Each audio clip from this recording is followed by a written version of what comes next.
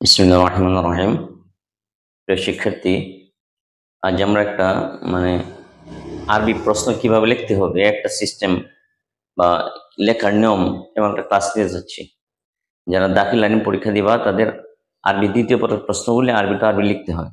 তো লিখতে যায় অনেকে অনেক সমস্যায় পড়ে যে কিভাবে লিখবে, কতটুকু লিখবে, কতটুকু বড় হবে।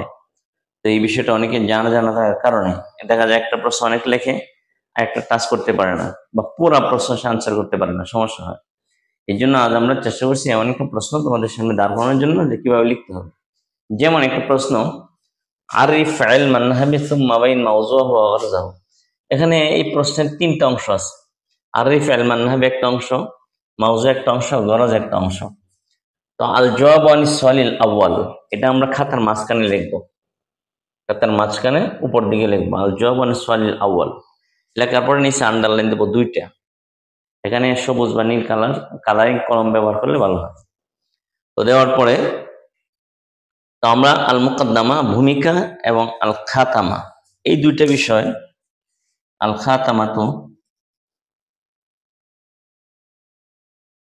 আল খাতামা তো আল মুকদ্দামা তো এই দুইটা বিষয় আমাদের যদি লেখার গতি ভালো, লিখতে পারি, বা আমার কনফিডেন্স আছে আমি যে ভালো লিখলেও পুরো প্রশ্নের আনসার এই 3 ঘন্টার মধ্যে করতে পারবো, তারা এই দুইটা বিষয় লিখবো। নয়তো এমন হয় যে একটা প্রশ্নের মুকদ্দামার খাতেমা লিখতে লিখতে 2-3টা প্রশ্ন লিখছি, সময় চলে গেছে, আর লেখা সম্ভব না। এটা হলো তো আমার লস। এই জন্য আমরা যারা ভালো লিখতে পারি তারা লিখবো, আর যারা আমি লিখতে শেষ করতে পারবো না, সমস্যা হয়, তারা এই দুটা লিখবো না, লেখার দরকার নেই, মূল প্রশ্নে চলে যাব। বা খাতেমা ছাড়া মুকদ্দমা যদি লিখতে পারি লিখবো, যদি সবটি প্রশ্ন লিখে আমার শেষ করার মতো একটা কনফিডেন্স আমার থাকে। আর না লিখতে পারলে সমস্যা নেই। মূল প্রশ্নে আল মানা লুগাতান আল মানা ইস্তিলাহান। আমরা এখানে এই মুকদ্দমার সামনে একটা চিহ্ন, মানা লুগাতান একটা চিহ্ন, স্টার চিহ্ন, এখানে একটা চিহ্ন, আল মাউজু একটা চিহ্ন, আল গারাজ একটা চিহ্ন, কয়েকটা স্টার চিহ্ন ব্যবহার করছি। তো প্রত্যেকটা মূল পয়েন্টের আগে বিশেষ কোন চিহ্ন আমরা ব্যবহার করলে ভালো হয়। আমরা অন্য চিহ্ন ব্যবহার করতে পারি, স্টার চিহ্ন বা সার্কেল চিহ্ন, এগুলি এরকম ব্যবহার করতে পারি। তো সহজ হলো স্টার চিহ্ন বা এগুলি দেওয়া। আচ্ছা, এরকম চিহ্ন ব্যবহার করব। আর লেখার নিয়মটা হলো আমরা একই মিলে লিখবো। স্টার চিহ্ন সব একই মিলে লিখছি। লেখার পরে এখানে আমরা লিখছি ইন্না ইলমান নাহবি কালিমাতুন মুরাক্কাবাতুন ফাল ইলমু মুফরাদুন জামউহু উলুম জামউহু দুটো শব্দ হয়ে গেছে।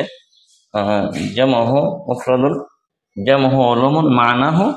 এখানে যেমন শাব্দিক অর্থগুলো আমরা লিখবো, তখন আমাদের অনেকের দেখা যায় গাইডের ভিতরে এভাবে দেওয়া, পাশাপাশি একই লাইনে 2 লাইনে দেওয়া, কিন্তু আমরা এর নিচে নিচে এইভাবে লেখা সাজায় লিখবো। আমরা এর সাথে একটা বাংলা অর্থ যোগ করতে পারি, ইংরেজি দিয়েছি বাংলাও যোগ করতে পারি, যে এলেম অর্থ জ্ঞান, বা আহ, আহ, জ্ঞান বা জানা। আমরা এখানে দিয়েছি আল মারিফাত আল ফাহমু নলেজ বা আন্ডারস্ট্যান্ড বা জ্ঞান বা জানা, এটা দিতে পারি। শাব্দিক বিশ্লেষণেরও হতে পারে, বাংলা অর্থ লিখতে পারি। তো আমরা এই লাইনে নামলে একটু নিচে পিছনে দৌড়ে লিখবো, একই লাইন নিচে নিচে নিচে নিচে লিখলে হবে কি, যখন আমি একই নিচে নিচে এই প্রশ্নগুলো সাজাবো, একটু জায়গা বেশি নেবে, লেখা কম, সুন্দর সাজানো হয়েছে বেশি, জায়গা নিচে বেশি, দেখা যাবে ভালো। তারপর আল্লাহ লফজুন মুফরাদুন জামহু আনহাউন মানাহু আল কায়দাতু আল মিসলা রুল। এখানে আমরা একটা বাংলা নিয়ম নিতে এরকম বাংলা অর্থ লিখতে পারি। আল মানা ইস্তিলাহান ফি আকওয়ালুন আদিদাতুন মিন আইম্মাতিল কিরাম মিন আইম্মা মিনহা। এখানে ওলামাদের থেকে অনেক কথা আছে, তার মধ্যে আমি কয়েকটা উল্লেখ করতে চাচ্ছি। এখানে 2টা বা 3টা আমরা শাব্দিক অর্থ লিখতে পারি, সহজ সহজ, যেটা আমার মনে হয় মনে থাকবে বা সুন্দর করে লেখা যাবে। আর একটা বিষয় মনে রাখতে, আমরা যাই লিখবো নির্ভুল। অনেক কিছু লিখলাম, কথার কোনো মিল নাই, নির্ভুল না, ভুল হয়েছে সামনে, এই লেখার কোনো দাম নেই। আমরা মূল পয়েন্টটা কথা নিয়ে আসার চেষ্টা করব। যেন আমরা একটা সংজ্ঞা লিখছি যে লেখার ক্ষেত্রে যদি আমাদের 1-2টা লেখকের নাম মনে থাকে, এই ক্ষেত্রে উল্লেখ করতে পারি কালা সাহেব হায়দাতুন হাবি এইভাবে, অথবা মনে না থাকলে কালাল বাস তিলা এইভাবে লিখতে পারি। পরে যায় কালাল বাস তিলা, এরকম উল্লেখ করতে পারি। আমরা 2টা সংজ্ঞা লিখছি, তো তোমরা অবশ্যই নিচে নিচে লিখবা, খাতার নিচে নিচে লিখতে হবে। তারপরে মূল পয়েন্টের আগে নিচে একটা একটা আন্ডারলাইন, এটা একটা আন্ডারলাইন, এটা একটা আন্ডারলাইন, আন্ডারলাইন কালারিং কলম ব্যবহার করলে ভালো হয়।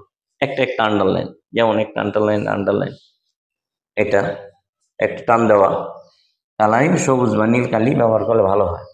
আল মাউযু ইলমান নাহবি, মাউযু ইলমান নাহবি হুয়াল কালিমাতু আল কালাম।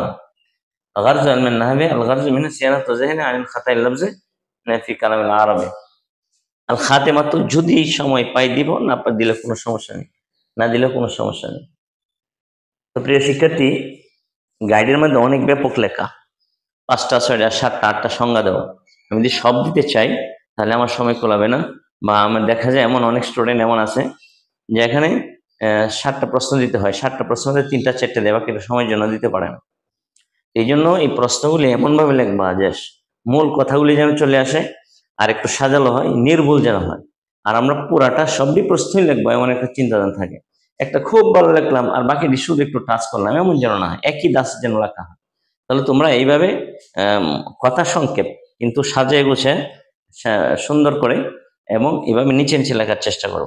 এই দিকে লাইনটি থাকবে সমান, এই শাব্দিক অর্থ আমরা যে নিয়ে আসছি সব এক সমান, এইভাবে একটা সিস্টেমে এভাবে সাজালে প্রশ্নের সাজানোর মান ভালো হয়। আর আরেকটা বিষয় মনে রাখতে হবে যে আমাদের যখন একটা প্রশ্ন লেখা শেষ, আরেকটা প্রশ্ন আমি শুরু করতে চাই, এটার সাথেই যেন শুরু না হয়। আমাদের পৃষ্ঠার মধ্যে বেশি জায়গা থাকে, আমরা নিচে শুরু করব, হ্যাঁ। আর যদি নিচে একটু জায়গা আছে, সামান্য একটু জায়গা আছে, এখানে শুরু না করলাম, আমরা নতুন পৃষ্ঠায় শুরু করলাম, নতুন পৃষ্ঠায় শুরু করলে ভালো হয়। আর যদি জায়গা থাকে মাঝখানে একটু ফাঁকা রেখে পরে একটা প্রশ্ন লিখবো, আল জওয়াবু আনিস সুআলিস সানি, এবং নিচে আন্ডারলাইন করবো, ডবল ডবল আন্ডারলাইন, 2টা টান হবে এরকম। তো 2টা টান দিলে তো লাইনটা আমার সুন্দর হবে এবং আলাদা বোঝা যাবে যে একটা প্রশ্নের উত্তর। আমরা অনেক সময় করি কি, একটা ছোট করে লিখি, বা এটা প্রশ্নের উত্তর যে খুঁজে বের করতে হয়। এই জন্য আমরা এমনভাবে লিখবো চোখের সামনে যেন দেখলেই মনে হয় এটা একটা আলাদা প্রশ্ন। তো প্রিয় শিক্ষার্থী, এইভাবে আরবি প্রশ্নগুলো আমরা সাজায় লিখতে পারি এবং অল্প মুখস্থ করবো, এবং সেটা যেন হলে যায় আমরা খাতায় উঠাতে পারি, এরকম যেন হয়। ব্যাপক মুখস্থ করে নিতে পারলাম এমন যেন না হয়, মূল পয়েন্টটা ধরে রাখার চেষ্টা করবো। তো আশা করি এই ক্লাসটাতে তোমাদের উপকার আসবে। যারা নতুন অবশ্যই আমার চ্যানেল সাবস্ক্রাইব করবা, আর যারা দেখে দিয়ে ভালো লাগে অবশ্যই অন্যকে শেয়ার করে দেখার সুযোগ করে দিবা। এই পর্যন্ত সবাই ভালো থাকো। আসসালামু আলাইকুম।